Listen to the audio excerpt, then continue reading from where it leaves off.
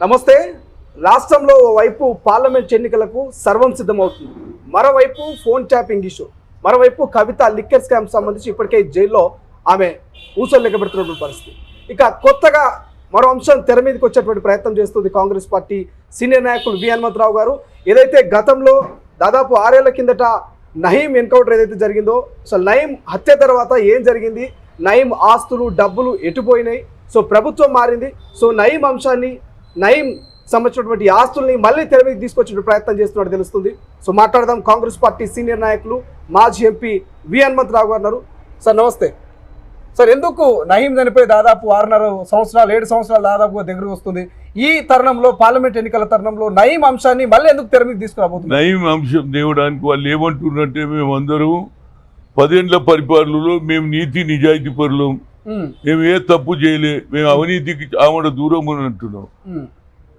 మరి మీ పీరియడ్లోనే జరిగింది కదా నయీం. గ్యాంగ్స్టర్ ఎంతో మంది భూములు లాగేసుకున్నాడు. పోలీస్ స్టేషన్కి పోతే సార్ ఇట్లా నయీం నా భూమి 5 ఎకరాలు కబ్జా చేసిండు, నన్ను భయపెట్టిస్తుండు, చంపేస్తాంటుండంటే పోలీసు వాళ్ళు ఏమన్నారు తెలుతారే, ఎందుకురా పోయి ఏదన్నా అడ్జస్ట్ చేసుకో 2 ఎకరాలు ఇచ్చేసానికి కడమ నువ్వు ఇట్లా తశ్వలు చేసిండు. దీనికి కారణం ఏంటంటే నయీం ఎప్పుడైతే ఎన్కౌంటర్ అయినప్పుడు అతని దగ్గర డైరీ ఉండే, ఆ డైరీలో ఏమేమి చేసినా అన్నీ ఉండే, ఆ డైరీ ఎక్కడ పోయిందో తెలియదు. రెండో పాయింట్, ఆయన చచ్చిన తర్వాత ఏదైతే డబ్బులు ఏమైనాయి, అప్పుడు శీర్షికలు వచ్చినాయి, గోనె సంచుల్లో మిషన్లతో డబ్బులు లెక్క పెట్టిరు, చేతితో లెక్క అంటారు. మన గోనె సంచులు ఏమైనాయి, ఆయన బంగారం ఏమైంది, ఆయన వెండి ఏమైంది, ఇంత అంటే ఒక 15-20 ఏళ్ళు రాజ్యం నడిపించిండు. పోలీసు వాళ్ళు అండగా ఉన్నారు. క్లియర్ చెప్తున్నా, పోలీసు వాళ్ళే అతనికి అండగా ఉండడం వల్ల అతను ఇష్టారాజ్యం చేసిండు. పేదోళ్ళ భూములన్నీ తీసుకున్నాడు భయపెట్టించేసి. వాళ్ళు చెప్పుకున్నా అడిగేటోడు లేడు. పోనీ సిట్ వేసిండ్రు నాగిరెడ్డి గారిని. ఆ తర్వాత ఏమన్నారు, మీరు భూములు పోయిన వాళ్ళందరూ రండి మేము చూస్తాము. ఇప్పటివరకు ఆ భూములు ఏమైనాయి? మొన్న ఎవరో శివానందరెడ్డి అని కర్నూలు ఆయన ఎవరినో పట్టుకున్నారు, ఎస్పీ ఉండే. ఆయన కూడా ఆయన దగ్గర 2500 కోట్ల రూపాయల ల్యాండ్స్ ఉన్నది. ఎక్కడికి వెళ్ళి వచ్చింది? అది నయీం భూమియా లేకుంటే గవర్నమెంట్ భూమియా? ఈ భూమి మీద అంతా కావాలంటే ఈ ప్రజెంట్ గవర్నమెంట్, నేను రేవంత్ రెడ్డిని అడుగుతున్నా, మాటికి రేవంత్ రెడ్డి అది చేయలేదు ఇది చేయలేదు, ఇవి ఎంక్వైరీ చేయండి. టెలిఫోన్ ట్యాపే కాదు, ఇది పెద్ద స్కామ్. నా లెక్కపోగా మొత్తం మీద 4-5 వేల కోట్ల స్కామ్ ఇది. ఈ స్కామ్ డబ్బులు ఏమైనాయి, ఆ గోనె సంచులు ఎక్కడ పోయినాయి, ఆ డబ్బు ఎవరికి ముట్టింది ఇప్పటిదానికే తెలియదు. కనుక దాని మీద రేవంత్ రెడ్డి గారికి ఒక కమిటీ వేసి, ఎక్కువ లేదు 1 మంత్ లోపల అన్ని దొరికిపోతాయి డబ్బులు. ఇప్పుడు వి హనుమంతరావు గారు ఆ డబ్బులు ఎవరు తిన్నారు అనుకుంటున్నారు? ఆ డబ్బులు నిజంగా ప్రభుత్వానికి చేరినాయి అనుకుంటున్నారా, లేక మధ్యవర్తులు తిన్నారు అనుకుంటున్నారా? దానికే తెలియదు అంటున్నారు. ప్రభుత్వం దగ్గర పోయిందా డబ్బు, మధ్యవర్తులు తీసుకున్నారా? మరి డబ్బు ఏమైందో ఇంతవరకు ఎవరు చెప్తలేడు. గోనె సంచులు అంటే ఎన్ని కోట్ల రూపాయలు ఉండొచ్చు చెప్పండి. గోనె సంచుల్లో లెక్క పెట్టిండ్రని చెప్పిండ్రు. అది కూడా మిషన్లు తెప్పించి. బంగారం దొరికిందన్నారు, ఎండి దొరికిందని. మరి ఏమైనా ఇప్పటిదానికి ఆ రిపోర్టే లేదు. కనుక దానికి ఏమంటున్నా రేవంత్ రెడ్డి గారు రిక్వెస్ట్ చేస్తున్నా, ఆ డబ్బులు ఎవరికి పోయినాయి, ఇది ఇవాళ రేపు ఏమైపోతుంది, ఆ డబ్బులతోటే రాజకీయాలు చేస్తున్నారు. ఈ డబ్బులతోటే ఎవరైతే గతంలో మంత్రులు ఉన్నారు మంత్రులకు అందినాయా, శాసనసభ్యులకు అందినా, పోలీస్ ఆఫీసర్లు తిన్నారా తెలియాలి కదా. నయీంను ఎన్కౌంటర్ చేసిండు ఒప్పుకుంటా, వాడు దుర్మార్గం చేసిండు. కానీ ఆ డబ్బు ఎక్కడ వాళ్ళు పేదోనికి అందిందా? పోనీ ఆ భూములు ఇప్పటిదానిక లిటిగేషన్ అట్లనే ఉన్నాయి. ఆ భూములు కూడా ఇప్పటిదానికి వాళ్ళు కాగితాల దగ్గర పెట్టుకుని భయపెట్టిస్తున్నారు. ఇప్పటి కూడా గ్యాంగ్ నడుస్తూనే ఉన్నది.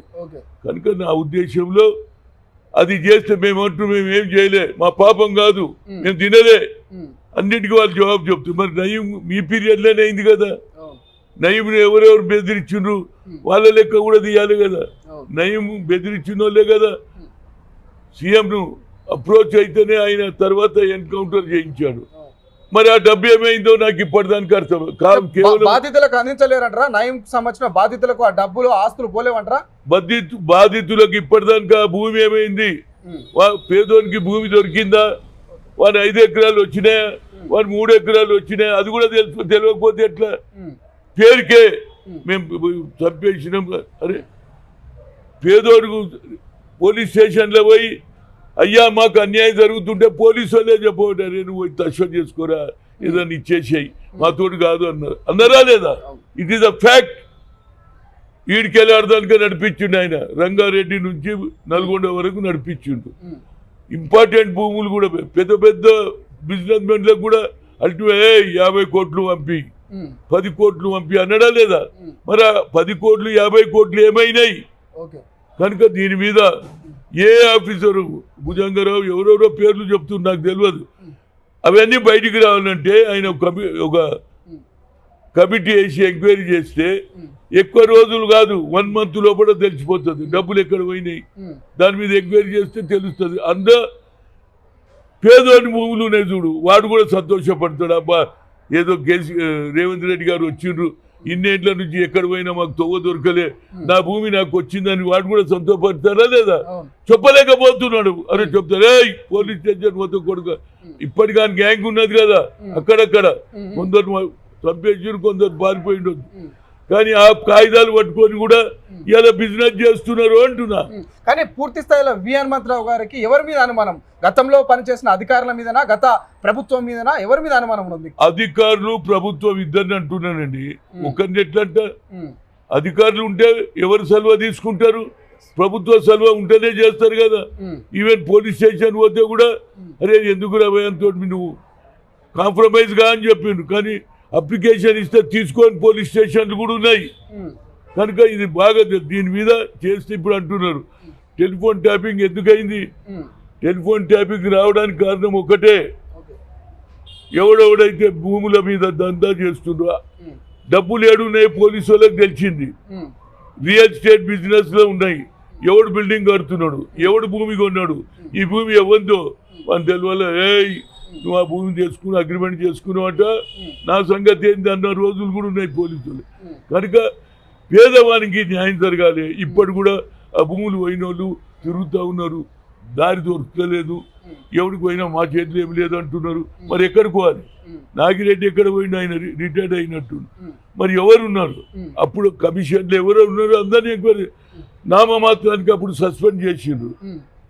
తర్వాత వాళ్ళందరూ రివోక్ అయింది కదా. కనుక దాన్ని ఎంక్వైరీ చేస్తే ప్రభుత్వానికి మంచి పేరు వస్తుంది, డబ్బులు వస్తాయి. ఇవాళ ప్రభుత్వం దగ్గర ఏది గత ప్రభుత్వం అంతా లక్షల 4-5-6 కోట్లు 5-6 లక్షల కోట్లు ఏది 7-10 కోట్ల అప్పు చేసిండు. ఈ డబ్బు వస్తే ప్రభుత్వానికి ఉపయోగపడుతుంది, పేదోనికి కూడా లాభం అవుతుంది, ఎవరి భూమి అనుకోవద్దు కదా.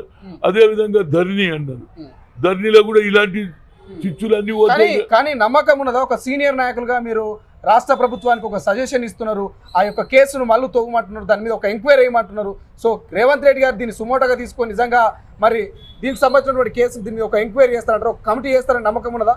తప్పక చూడండి, సుప్రీంకోర్టు కూడా ఏమన్నది, సోమూటో కూడా మేము కేసు తీసుకునే రైట్ ఉన్నది అన్నారు. పేదోడు కేసు వేయలేడు కదా. సోమూటో కింద కేసీఆర్ గారు రేవంత్ రెడ్డి తీసుకోమంటున్నా. జనం అడుగుతున్నారు, రైతులు అడుగుతున్నారు, భూములు అయిన వాళ్ళు అడుగుతున్నారు, బాధపడ్డోళ్ళు అడుగుతున్నారు. మరి డబ్బు ఏమైంది? ప్రభుత్వ ఖజానాకు పోయిందా లేకుంటే అఫీషియల్స్ కొట్టేసిండ్రా? ఇది నాకు కావాలి. ఓకే, ఏమైనా ఆధారాలు ఉన్నాయా విహెచ్ గారి దగ్గర? దానికి సంబంధించిన ఆధారాలు, బాధితులు ఎవరైనా మిమ్మల్ని కలిసిరా? అది ఎంక్వైరీ చేసి ఇప్పుడు అనుమానం ఉన్నది, దాని మీద డబ్బులు వచ్చినాయి, కలెక్షన్ చేసిండ్రు, వంట ప్రాపర్టీ అంతా గుంజుకున్నారు. మరి ఎక్కడ పోయిందో జనానికి తెలియాలి కదండి. ఏది కూడా మాది నీట్ అయిన ప్రభుత్వం, మేము ఎక్కడ తప్పు చేయలేదని అంటున్నారా లేదా? శాసనసభ్యులు అంటున్నారు, మాజీ మంత్రులు అంటున్నారు.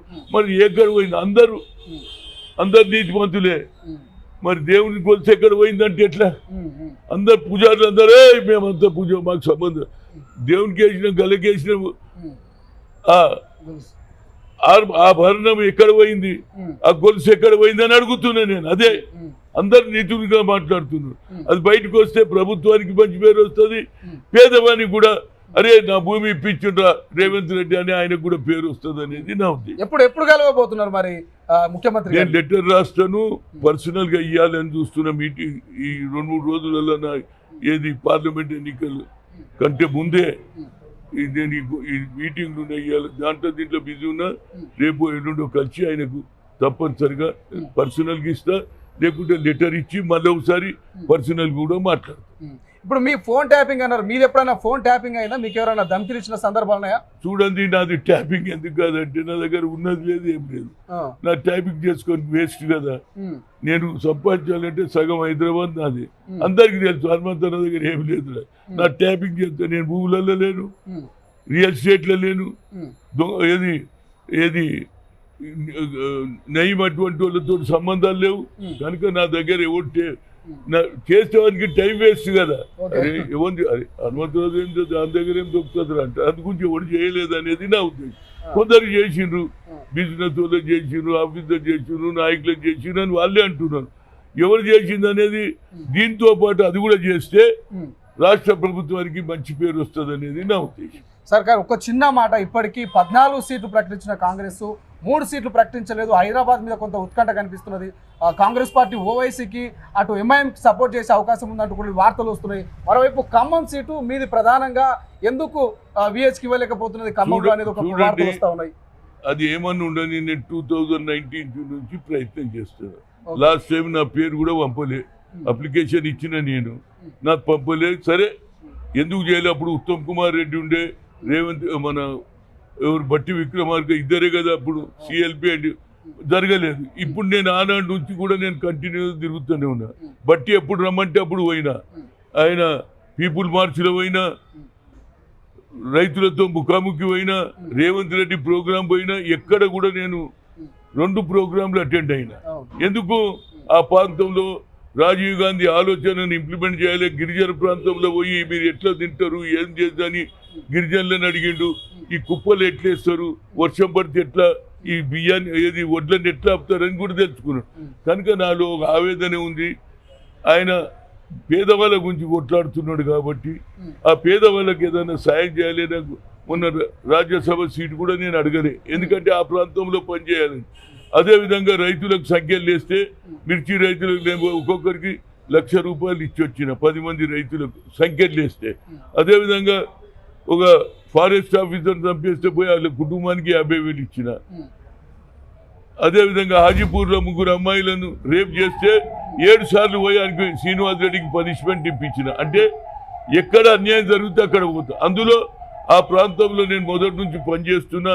రాజీవ్ గాంధీ ఆలోచనను ఇంప్లిమెంట్ చేయాలి అని అడిగిన. గతంలో ఇదే బట్టి విక్రమార్క నన్ను గెలిచి వచ్చినాక ఏమి ఈసారి 7 సీట్లు గెలిచినాయి, నువ్వు రాదు అన్నాడు. మళ్ళీ తర్వాత ఏమైందో, నేను ఒకటి ఏంటంటే ఎవరు ముఖ్యమంత్రి అంటే కష్టపడ్డాడు రేవంత్ రెడ్డి, ఆయనకు ఛాన్స్ ఉన్నదని చెప్పిన. అంత మాత్రాన నా మీద కక్ష. కానీ ప్రధానంగా గతంలో విహెచ్ రేవంత్ రెడ్డికి మద్దతు ఇచ్చినందుకే, రేవంత్ రెడ్డికి అనుకూలంగా ఉన్నందుకే ఇవాళ ఖమ్మం టికెట్ రానివ్వకుండా చేస్తున్న ఒక చర్చ నడుస్తున్నది. దీన్ని ఏకీభవిస్తారా? వాస్తవమేనా అది? చూడండి, ఎవరేమన్నా అనుకున్నా, నేను అక్కడ జనంతో సంబంధం ఉన్నది, పని చేయాలి అనే ఆలోచన ఉంది. రాజీవ్ గాంధీ ఆలోచనను ఇంప్లిమెంట్ చేయాలి ఆ ప్రాంతంలో ఉన్నది. అదేవిధంగా ఖమ్మంలో మల్లికార్జున్ ఖర్గేతో రాజీవ్ గాంధీ స్టాచ్యూ ఇనాగ్రేషన్ చేసినప్పటి నుంచి నేను ఆ ప్రాంతానికి పోతున్నా. ప్రతిసారి రమ్మన్నాడు, హనుమంతన్న రా అంటే ఆయన ఎప్పుడు పిలిస్తే అప్పుడు పోయినా. ఆయన అన్ని ప్రోగ్రాంలు, ఏఐసిసి ప్రోగ్రాం కూడా అన్ని ధర్నాలు చేసిన. కనుక నాకు రైట్ ఉన్నది. నేను ఆ ప్రాంతంలో ప్రజలు కూడా రమ్మంటున్నారు. మా సామాజిక వర్గమే కాకుండా బడుగు బలైన వర్గాలు, అగ్రకులాలలో రెడ్లు కానీ కమ్మోళ్ళు కూడా అందరూ నా నీతి నిజాయితీ, స్టేట్గా ఉంటాడు, ప్రజల పక్షాన్ని ఉంటాడు, అర్ధరాత్రి పిలిస్తే వస్తాడనే ఆలోచన ఉన్నది. కాబట్టి నేను నిలిస్తే, టికెట్ ఇస్తే తప్పనిసరిగా 1,00,000 మెజార్టీ పైన గెలుస్తా అనేది నా ఉద్దేశం. కానీ స్థానికేతరుడు విహెచ్ గారు అనేటువంటి కోణం కూడా తీసుకొస్తున్నారు. లోకల్కి ఇస్తే బాగుంటుంది అనేటువంటి పట్టుబడుతున్నారు తెలుస్తున్నది. ఎట్లా చూస్తారు? చూడండి, గతంలో ఎవరు రేణుకా చౌదరి కానీ, అదేవిధంగా మన నాదెల్ల భాస్కరరావు కానీ, డీజీపీ ఆయన కాపు లీడర్, ఆయన కూడా నిలబడ్డాడు, గెలిచాడు. కానీ మొట్టమొదటిసారిగా స్థానికులు అనేది వస్తుంది. అంటే ఇప్పుడు చాలా మంది ఎక్కడికి పోయి ఎక్కడ వెళ్తారు. లోక్సభకు స్థానికులు అనేది ఉండదు. ఇక కొత్త నినాదం ఏదంటే హనుమంతరావుకు దూరం పెట్టాలనే ఆలోచన ఉండిండొచ్చు. కానీ నా రైట్ ఉన్నది, నేను పార్టీకి లాయలు, కుటుంబానికి దగ్గర, పేద ప్రజలకు ఉపయోగపడతా, నా సర్వీసును వాళ్ళు గుర్తించి హనుమంతన్న రా రా అంటున్నారు. తప్పనిసరిగా ఇస్తే గెలుస్తాను. ఇంకా అంతకంటే నేను చేసేది ఏం లేదు. హైకమాండ్ వేరే వాళ్ళ లెక్క నేను బ్లాక్ మెయిల్ చేస్తోని కాదు. సచ్చే వరకు ఇదే కాంగ్రెస్ ఉంటాను. పదవి ఉన్నా ఇవాళ లాస్ట్ 2016 నుంచి నాకు ఏ పదవి లేదు. ఏదైనా ఇచ్చిండ్రా, క్యాంపెయిన్ ఇచ్చిండ్రా, ఏదైనా ఇచ్చిండ్రా. అయినా హనుమంతరావు కాంగ్రెస్ బట్టి ప్రోగ్రాంలు అన్ని దగ్గర పోయినా కదా. నల్గొండ పోయినా, మహబూబ్నగర్ పోయినా, వరంగల్ పోయినా, ఖమ్మం పోయినా లేదా. అదేవిధంగా రేవంత్ రెడ్డి ప్రోగ్రాం పెట్టిన అన్ని ప్రోగ్రాంలు ఆయన పోయినా. భద్రాచలం ఫస్ట్ మీటింగ్ ఇవాళ నుంచి నీవు అవుట్ రైట్ సపోర్ట్ అని చేసిన. అందువల్లనే యూనిటీ కూడా తీసుకొచ్చిన, అందరు నాయకులను కలిపిన. కోమటిరెడ్డి వెంకటరెడ్డి గాని రాజు అందరితో కలిపిందా లేదా. కనుక నా ఉద్దేశంలో తప్పనిసరిగా గెలిచే ఛాన్సెస్ ఉన్నాయి అనేది నా ఉద్దేశం. సార్, దాంతోపాటు బీసీ సామాజిక ఓట్లు కూడా బాగున్నాయి అక్కడ. ఒకవేళ వి హనుమంతరావుకు టికెట్ ఇవ్వకపోతే ఖమ్మంలో బీసీల ఓట్లు ఎటుపోతుంది? బీసీలకు ఏం ధైర్యం ఇస్తారు? నేను ఏం చెప్పలేను. ఎందుకంటే ఇవాళ ప్రతి ఒక్కరు కూడా, ఎందుకంటే రాహుల్ గాంధీ కన్యాకుమారి నుంచి కాశ్మీర్ వరకు నడిచిన తర్వాత ఆయనకు ఒక ఆలోచన వచ్చింది. రైతుల సమస్య, నిరుద్యోగుల సమస్య, అట్టడుగున ప్రజానికం సమస్య తెలుసుకొని we come to the power, wheel conduct caste wise census అని. అంతటితో ఆగలే, 50% సీలింగ్ కూడా ఎత్తేస్తా అన్నాడు. ఇవాళ కేంద్ర ప్రభుత్వంలో అఫీషియల్లో 90 మంది ఆఫీసర్లు ఉంటే 3 బీసీలు ఉన్నారని చెప్పాడు. ఎస్సీలు 7-8 మందే ఉన్నారు అని. ఎస్సీ ఎస్టీలు అంటే ఆయనలో ఎలాంటి ఆలోచన వచ్చిందంటే, ఇందిరాగాంధీ మనమడుగా నేను ఏదన్నా చెయ్యాలి, అగ్రకులాల్లో పుట్టిన పేదవాని గురించి ఆలోచన చేసే శక్తి ఆయనకు వచ్చింది. కాబట్టి బడుగు బలైన వర్గాలు ఆలోచన చేయాలని చెప్పగలుగుతారు. ఒక్క మాట, బీజేపీకి సంబంధించి ఏలేటి మహేశ్వర్ రెడ్డి ఒక మాట అంటున్నారు, మా ఎమ్మెల్యేలని టచ్ చేస్తే 48 గంటల్లో కాంగ్రెస్ ప్రభుత్వాన్ని కూలుస్తామంటున్నారు. సో వీళ్ళ మాటలు చూస్తుంటే ఏమనిపిస్తున్నారు? నిజంగా ప్రభుత్వం కూలుతుందా భవిష్యత్తులో? ఇవాళ రేపు ఎవరన్నా ఏదన్నా మాట్లాడొచ్చింది. ప్రజాస్వామ్యం వచ్చి టీవీలో వచ్చినాయి, సోషల్ మీడియాలో. ఇక ఎవరు ఇష్టం వచ్చినా మాట్లాడుతారు. దానికి అవుతుందా లేదా పొంతనే లేదే. ఇంతకుముందు అంటే మీడియా లేదు, ప్రెస్ కాన్ఫరెన్స్ పెడితేనే వచ్చి. ఇప్పుడు ఏటుకున్నాం సోషల్ మీడియా, ఏదన్నా అనొచ్చు, ఎవరినన్నా తిట్టొచ్చు, మళ్ళీ దాని తర్వాత నేను తిట్టలేదు అనొచ్చు. కనుక ఆయన చెప్పిన దాని మీద నేను ఎందుకు కామెంట్ చేయాలి? ప్రజాస్వామ్యం ఉన్నది. ఆయన మరి ఎట్లా 2-10 నిమిషాలలో, ఎందుకంటే కేంద్రంలో ఆయన బీజేపీ ప్రభుత్వం కూలగొడతాడనే ఆలోచన ఉండొచ్చు, కానీ అది జరగదు. ప్రజలు ఎన్నుకోబడినటువంటి ప్రజాస్వామ్యం, అంబేద్కర్ రాసిన రాజ్యాంగంలో ఇవన్నీ లేవు. తప్పనిసరిగా 5 ఏళ్ళు పరిపాలిస్తారు. అవసరం ఇంకా 5 ఏళ్ళు ప్రజలు మెచ్చుకొని 6 డిక్లరేషన్, సోనియా గాంధీ ఇచ్చిన డిక్లరేషన్ అమలై పేద ప్రజలకు న్యాయం జరిగితే తప్పనిసరిగా ఎక్స్టెన్షన్ కూడా ఇస్తారనేది నా ఉద్దేశం. ఒక మాటలో రేవంత్ రెడ్డి గురించి ఏం చెప్తారు? 120 రోజుల పరిపాలన, దాదాపు 4 నెలల పరిపాలనలో ఏమనిపిస్తున్నది రేవంత్ రెడ్డి పరిపాలన? మీరు దగ్గర నుండి చూసిరు, బాగా సపోర్ట్ చేసిరు. చూడండి, 6 డిక్లరేషన్ చేయడానికి కష్టపడుతున్నాడు.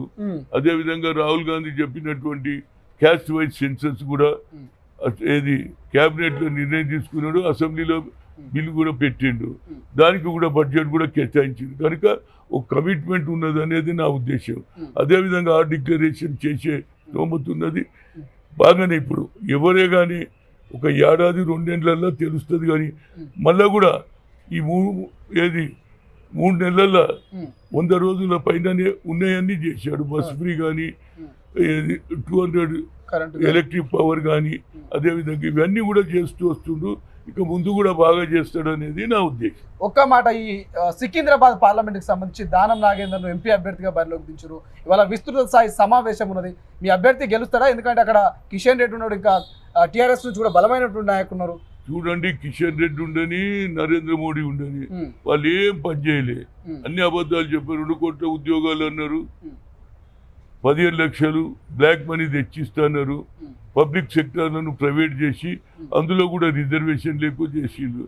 పేద ప్రజలకు మాత్రం నరేంద్ర మోడీ ఏం చేయలేదు. ఎందుకంటే నేను 3 సార్లు పోయిన ఆయనది. ఒకసారి 40 మంది, ఒకసారి 64, ఒకసారి 80. ఆయన క్యాష్ వైజ్ సెన్సస్ చేయలే, మా స్పెషల్ మినిస్ట్రీ వంటి మా జనాభా అది రాహుల్ గాంధీ గుర్తుపట్టింది కాబట్టి పేద ప్రజలందరూ కూడా ఈసారి రాహుల్ గాంధీకి వేస్తే బడుగు బలైన వర్గాలకు న్యాయం జరుగుతుంది అనేది ఆ కాన్సెప్ట్ నాకు సంతోషపడ్డది. ఆ కాన్సెప్ట్ ఇంప్లిమెంట్ చేస్తారు అనేది నా ఉద్దేశం. సో సికింద్రాబాద్లో ఎవరి మధ్య ఉంటుంది పోటీ? బీజేపీ కాంగ్రెసా లేకపోతే కాంగ్రెస్ బీఆర్ఎస్ మధ్య ఉంటుందా పోటీ? బీఆర్ఎస్ ఏడు ఉందండి. బీఆర్ఎస్ సీట్లు ఉండొచ్చు. ఇక్కడ వాళ్ళది ఒకటే స్లోగన్ కదా, జై శ్రీరామ్ జై శ్రీరామ్ అయోధ్య అయోధ్య. మేమేమంటున్నాం? 6 డిక్లరేషన్ అంటున్నాం, బడుగు బలైన వర్గాలకు సాయం చేస్తామంటున్నాం, క్యాష్ వైజ్ సెన్సర్ చేస్తా అంటున్నాం, వాళ్ళకు ఏది ప్రమోషన్లో పెంచుతా అంటున్నాం, సీలింగ్ కూడా ఎత్తేస్తుంటే ఇక బడుగు బలైన వర్గాలు ఆలోచన చేయాలనేదే నా ఉద్దేశం. ఉంటుందా? దానం నాగేందర్ మీ అభ్యర్థికి మీ ఫుల్ సపోర్ట్ ఉంటుందా? గెలిపిస్తారా? ఇప్పటి వరకు చేసే ఇప్పుడు ఇలా పోతున్నా కదా ఆ మీటింగ్కే, నిన్న కూడా వచ్చిండు. మహాత్మా జ్యోతిరావు పూలేను అమలు చేస్తున్నటువంటి రాహుల్ గాంధీ ఆయన ఆలోచనను ఇంతకంటే ఏం కావాలి? ఒక బీసీకి ఇచ్చిండ్రు, తప్పనిసరిగా నేను శాయశక్తిలో కృషి చేసి గెలిపించడానికి ప్రయత్నం చేస్తాను. సార్ ఒక్క మాట, చివరికి ఒక మాట, కారు ఖాళీ అవుతున్నది, కాంగ్రెస్లోకి వస్తున్నారు. సో కేవలం కారులో ఉన్నటువంటి ఎమ్మెల్యేలని భయపెట్టే కాంగ్రెస్లో చేర్చుకుంటున్నారు అంటున్నారు కొంతమంది నాయకులు. నిజంగా భయపెడుతున్నారా మీరు? భయపెట్టడం కాదే, యువన్ పంచాయతీ అనుకున్నది, అప్పుడు చేసిన పాపాలని దుడుచుకోవడానికి వస్తున్నారు. అది చెప్పగలుగుతా. హలో, ఎవరి ఇష్టంతో రాడే, వానికి బాధలు ఉన్నాయి. ఈడొచ్చి మళ్ళీ ఎంక్వైరీ చేస్తే మళ్ళీ కొన్ని పాత కేసులు ఉన్నాయి కదా, వాళ్ళందరూ వస్తున్నారు. మేము కూడా అంటున్నాం, ఆనేవాళ్ళు ఆనేదేవు, మగర్ పోస్టులు ఇవ్వద్దు, కార్యకర్తలు హర్ట్ అవుతారని చెప్పినాం. అదే మాట ఇప్పుడు కూడా చెప్తున్నాం. కానీ మీ పార్టీలో కొంతమంది కార్యకర్తలు, కొంతమంది నాయకులు అంటున్నారు, అవినీతి పరులకు, దొంగలకు, లంగలకు కాంగ్రెస్ పార్టీలో చోటిస్తే భవిష్యత్తులో మన పార్టీ కూడా విచ్ఛిన్నమయ్యే అవకాశం ఉంటుంది, విడిపోయే అవకాశం ఉంటుంది, చెడ్డ పేరు వస్తుందని కూడా కొంత ఇన్ఫర్మేషన్ వస్తున్నది. వాళ్ళు గట్టిగానే మాట్లాడుతున్నారు, కానీ నా ఉద్దేశం ఏంటంటే ఎవడన్నా వస్తా అంటే రాండ్రి, కానీ మీరు పదవులు అప్పచెప్పొద్దు అనేది నా పాయింట్. ఎందుకంటే పదవులు అప్పచెప్తే ఒరిజినల్ కాంగ్రెస్ కార్యకర్త డిమారలైజ్ అయ్యి రేపు పార్లమెంట్ ఎన్నికల్లో వ్యతిరేకం చేస్తాడనే ఆలోచన నాది. అంతే. Thank you so much sir. చివరిగా ఎన్ని సీట్లు వస్తాయి ఈ లోక్సభ ఎన్నికల్లో మీకు తెలంగాణలో? ఎన్ని సీట్లు వచ్చే అవకాశం? 14 రావాలని మేము ప్రయత్నం చేస్తున్నాం. పోటీ చూడాలి మరి. Yes, thank you so much. ఇది కాంగ్రెస్ పార్టీ సీనియర్ నాయకులు విఎన్ మంత్రావు గారితో ఒక స్పష్టతను ఇస్తున్నారు. సో నయంకి సంబంధించినటువంటి ఆస్తులు, సంచుల నిండా కట్టల డబ్బులు, నగలు, ఆస్తి పత్రాలు ఎక్కడ పోయినాయి, బాధితులకు ఇంతవరకు న్యాయం జరగలేదు. సో ఈ యొక్క ప్రభుత్వంలో రేవంత్ రెడ్డి గారి అధ్యక్షున ఒక కమిటీని ఏర్పాటు చేసి ఆ యొక్క నయంకి సంబంధించినటువంటి ఆస్తుల్ని, ఆ డబ్బుల్ని బయట పెట్టాలి. గత ప్రభుత్వం మరి నిజంగా బాధితులకు ఇచ్చిందా, ప్రభుత్వం దగ్గర ఉన్నాయా, లేక మధ్యవర్తులే ఆ డబ్బులు దాచుకొని తినారనేటువంటి అనుమానం వ్యక్తం చేస్తున్నారు. సో చూద్దాం మరి నయం విషయాన్ని మరి రాష్ట్ర ప్రభుత్వం ఎట్లా తీసుకుంటుంది, మరి యొక్క కేసును ఒక ఫోన్ ట్యాపింగ్ లాగా సుమోటోగా తీసుకొని మరి ఎంక్వైరీ చేసేటువంటి ప్రయత్నం చేస్తుందా, ఏం చేస్తారనే చూడాలి. ఏదేమైనా పార్లమెంట్ ఎన్నికల్లో 14 సీట్లు మాయంటున్నారు కాంగ్రెస్ పార్టీ సీనియర్ నాయకులు విఎన్ మంత్రావు గారు.